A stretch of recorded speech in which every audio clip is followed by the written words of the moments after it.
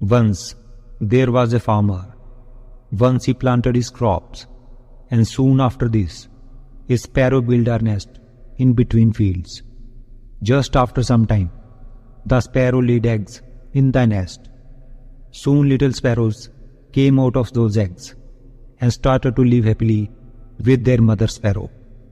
The sparrow used to go daily in the forest to feed her little children.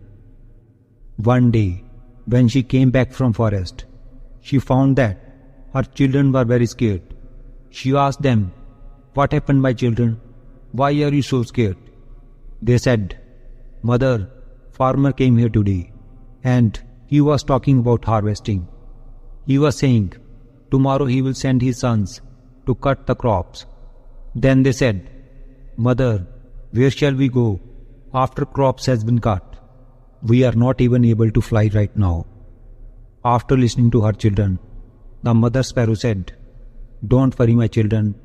Nobody will come tomorrow to cut the crops, so please don't be afraid." Next day, it exactly happened as the sparrow said. No one came there to cut the crops. Many days passed like this, but no one came there to cut the crops. Everything was going well.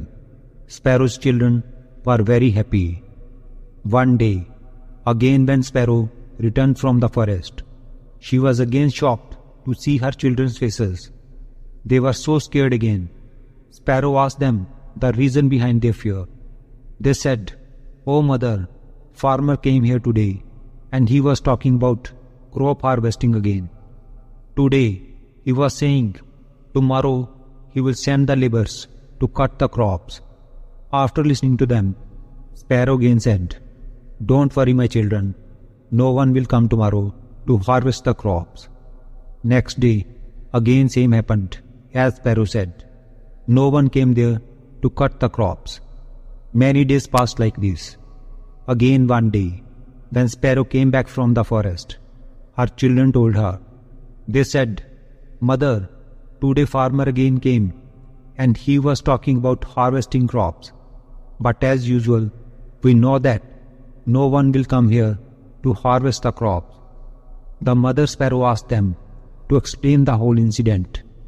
The children said, "Mother, today again farmer came here and he was talking that he has wasted a lot of his time on depending upon others, and he said that tomorrow he will come to cut the crops by himself." After listening this, the mother sparrow got worried.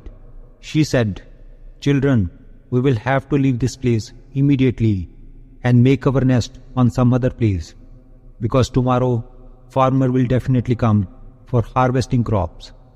The children said, "But mother, the farmer has been saying this for the last several days, but every time no one comes for harvesting. Why are you sure that this time farmer will come for harvesting?" The mother sparrow said, "For the first time, farmer was dependent on his sons to complete the work. The second time, he was dependent on the laborers to get the work done. And when you depend on others to get your work done, your work can never be completed. But this time, he has decided to do it himself. Therefore, tomorrow he will definitely come and harvest his crops." The children were able to fly by now. They all flew away from there and made their nest in another place. The next day, the farmer came to the fields and started harvesting. But by then, the bird and its children had left the field. If we see in our lives, we will find that those who are always dependent on others for their work is never completed. In fact, relying on others for your work is actually laziness. But it also does not mean that you should not take anyone's help. It is not wrong to ask for help, but if one wants to start any work or do it on time, then that work should be done by oneself, because self-help is always respected, and others also help those who help themselves. But it is not right to be completely dependent on others for your work. Therefore, if you have any dream in your life, never depend on others to fulfill that dream. Instead, do it yourself and you will always be successful. Once upon a time, Buddha with his followers was traveling from one town to another town. While traveling, they walked by a lake. After some time, they all stopped there to rest. After all settled down, one of his disciples asked him, "Lord, how can we calm our mind when we have disturbing thoughts during meditation?" Buddha was sitting under a tree. He said to him, "I am feeling thirsty. Can you bring me some water from that lake?" Disciple walked to lake, but he noticed that some people were washing clothes. He walked to some distance to get clean water. But as he was going to collect water, a bullock cart passed by and water became muddy.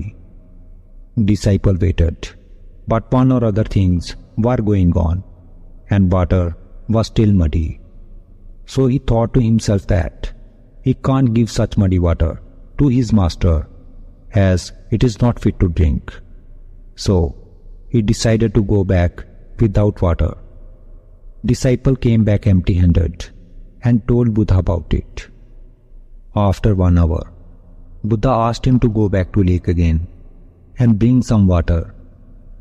Disciple went back to lake, and this time he was able to find clean water.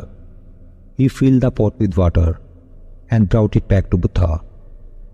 Disciple gave water to Buddha and said, "Lord, last time I went there was lot of mud in water, but now water on the surface of lake was clean.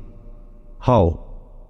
Buddha replied, "When you went last time, the mud was unsettled in water due to movement of people. That's why water became dirty. But when you went after an hour, the movement stopped and mud settled down on its own, and you got clean water that was good for drinking." Then Buddha said, "You asked me question in the morning about how to calm our mind when we have disturbing thoughts during meditation. Our mind is also like that lake. When it is full of thoughts, it is like muddy water.